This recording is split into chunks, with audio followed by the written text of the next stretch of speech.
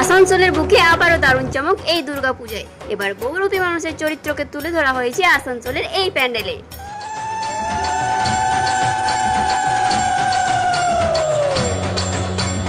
আমি এখন চলে এসেছি সেই জায়গাতে, অর্থাৎ আসানসোলের কল্যাণপুর আদি পূজা, যে পুজোটা এই বছর 44তম বর্ষে পা দিয়েছে। আর সব থেকে পুরনো পূজা হচ্ছে আসানসোলের কল্যাণপুর আদি পূজা। स्वागत तो करो हमारा।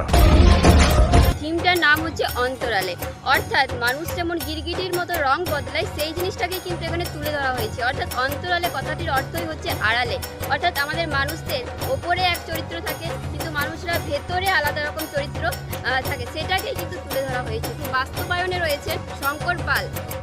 এই শহরে কত শত মুখোশধারী মানুষের আনাগোনা, শুধু প্রকৃত মানুষের অভাব। কেউ হয়তো ভালো মানুষের মুখোশ ধরে অনেক কুকর্ম করে চলেছে, আবার অন্যদিকে একজন সৎ এবং পরিশ্রমী বাবাও তার সন্তানের সামনে মুখোশধারী। সন্তানের আবদার রক্ষার জন্য